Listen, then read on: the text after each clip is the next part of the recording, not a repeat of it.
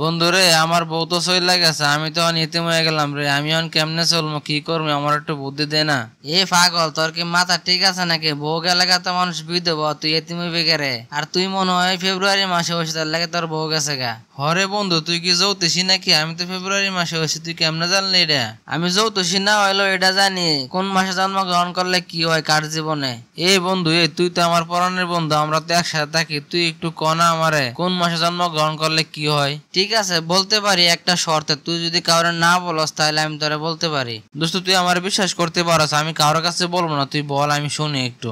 শোন, যারা জানুয়ারি মাসে জন্মগ্রহণ করে তারা কিন্তু পড়ালেখায় অত্যন্ত মনোযোগী হয় এবং অত্যন্ত ভালো ছাত্র হয়। তারা কিন্তু বিয়ে শাদীর প্রতি তেমন একটা আগ্রহ থাকে না, তাই তারা জোর করে বাড়িতে বিয়ে শাদী করাইতে হয়। তো ফেব্রুয়ারি মাসে এটা তোরে কইলাম, যারা ফেব্রুয়ারিতে জন্মগ্রহণ করে তারা বউ থাকে না, তার জীবনে দুঃখ কষ্ট লাগে তাই একটা না। আর মনে করো যারা মার্চ মাসে জন্মগ্রহণ করে তারা বিয়ার জন্য অত্যন্ত পাগল হয়, তাদেরকে বাড়ি থেকে বিয়ে দেওয়ার আগে তারা নিজেরাই ফালায় বিয়ে করে ফেলা। আর যাদের জন্ম এপ্রিল মাসে, তারা স্বামী স্ত্রী মিললে অনেক সুখী হয়, তারা অনেকদিন সংসার করতে পারে একসাথে, তাদের সংসারে কোনো ঝামেলা হয় না বেশি একটা। যারা মে মাসে জন্মগ্রহণ করে তারা যেমন জামাই তেমন বউ হয়, মানে যেমন ঝগড়ায় পারদর্শী সেমন মারামারি পারদর্শী। জামাই যদি এক কথা কইব বউ তিনটা কইব, জামাই যদি একটা মারাবো সাইডটা মারবো, সারাদিন লাগে এতে একজন আরেকজনের লগে। আর যাদের জন্ম জুন মাসে তারা কি করে, কলেজ লাইফ কস, স্কুল লাইফ কস, খুব সুন্দর করে প্রেম করে গুছিয়ে গাছিয়ে। তারপরে মনে কর যখন বিয়ে শাদীর সময় হয় তখন বাপ মার ইচ্ছায় বিয়ে করে, মানে প্রেম করলো নিজের ইচ্ছায়, বিয়ে করলো বাপ মার ইচ্ছা, এরা কিন্তু অত্যন্ত সুখী হয়। আর জুলাই মাসে যারা জন্মগ্রহণ করে এরা কিন্তু প্রেম করার জন্য খুব ছোটাছুটি করে, কিন্তু ওরা জীবনে প্রেম করতে পারে না। আর যদিও কেউ প্রেম করতে পারে তাইলে মনে করো যে বিয়ে শাদী করার লাগে খুব আপুকুপু করে। এমন এক সময় দেখা যায় তারা নিজেরা একা একাই বিয়ে শাদী করে লাইছে।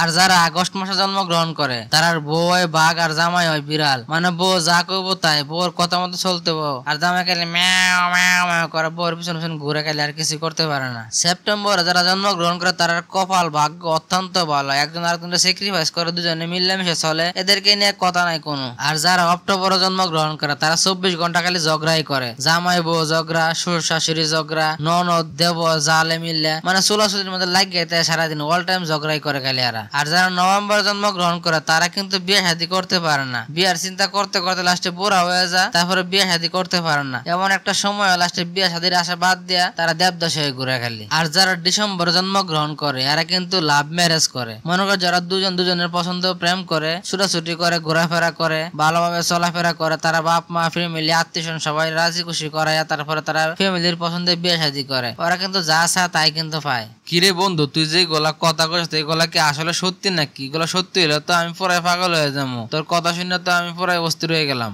আরে না রে বন্ধু, তোর লগে এগুলো দুষ্টামি করে মজা করে কইলাম আর কি, এগুলো তুই সিরিয়াসলি নিস না। আবার তুই এগুলো নিয়ে চিন্তা টেনশন বাদ দে, তোর বউ চলে আইব দেখবি আজকালের ভিতরেই। আর আপনারা কেউ এগুলা বিশ্বাস করেন, এসব বিশ্বাস করলেও আল্লাহ পাক গুনাহ দিব আপনাদেরকে।